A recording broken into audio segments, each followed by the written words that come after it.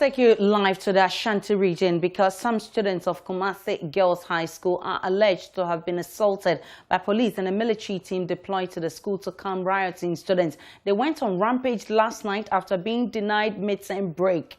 The Ghana Education Service yesterday released a statement ordering school authorities to take the action as a measure to halt spread of COVID-19. Nanaya Ojima is a correspondent in that region. He joins me with more. Nanaya, were students not aware of the fresh directive from the health service?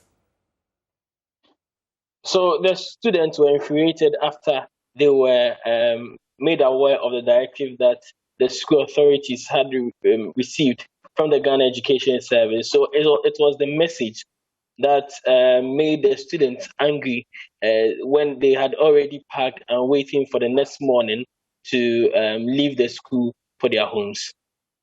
Now, you've been speaking to the Ashanti Regional Minister on the deployment to the school. What has he been saying? So according to the Ashanti Regional Minister, there was information that Kumasi Girls Senior High School and also St. Louis Senior High School, all in the Ashanti region, Kumasi to be specific, were on rampage after receiving message that their midterm break has been terminated. So the students on both campuses went on rampage, hence the need to deploy security to the school to ensure that these students are checked and also prevent these students from destroying school authorities, destroying school property, which, according to students, some of the property were actually affected by their actions. So, according to the regional minister, the police team were called to go into these schools and ensure that there is calm.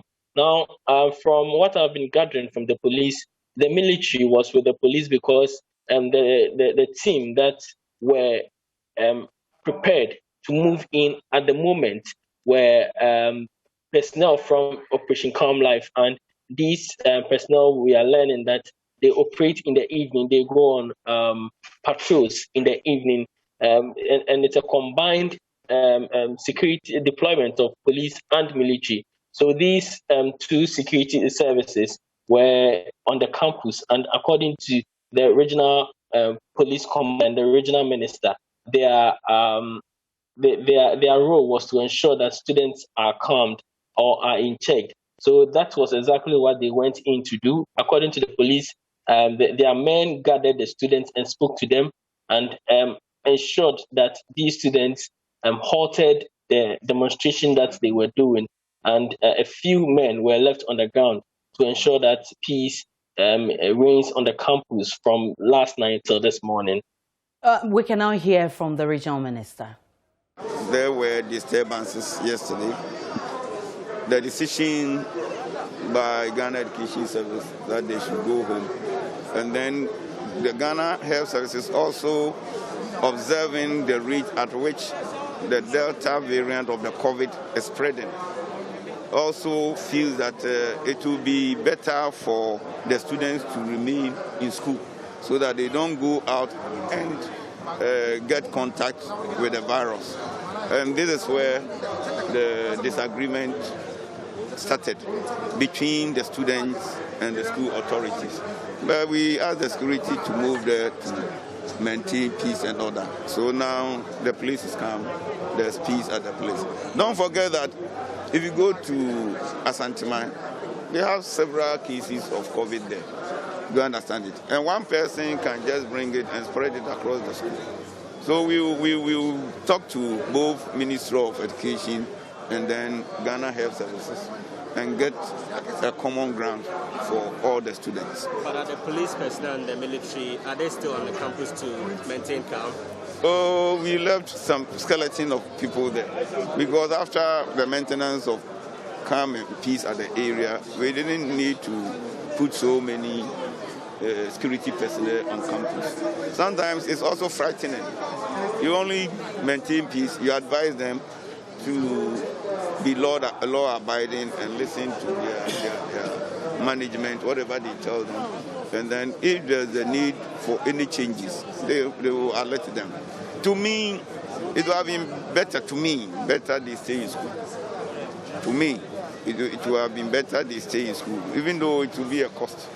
But I think if they stay in school, it will be better so that they don't go out and some few people will go and get COVID.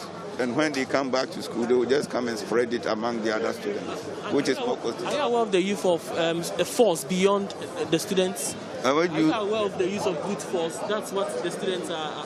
Some are saying they were assaulted. I've not been informed about that. I've not. Maybe you can find out from the regional police commander. But the briefing that I've been given this morning, I didn't hear of any assault case. You know, students, the moment we want to stop them from doing it, at the end of the day, somebody will come and say, I was assaulted.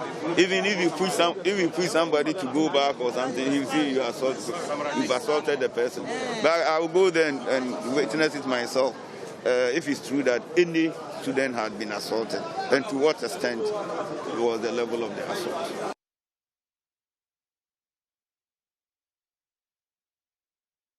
You heard there that Ashanti Regional Minister, Nana Ojima. What else can you tell us? I mean, what's the situation right now as we speak? I went to the campus of Kumasi Girls High School. The students have been made to leave the school and go home and enjoy their midterm break. Now, the concerns that many are raising is that from what the Ashanti Regional Minister is saying, there are some senior high schools in the region that they are recording COVID-19 cases in these schools, and some of them are from the Delta variant.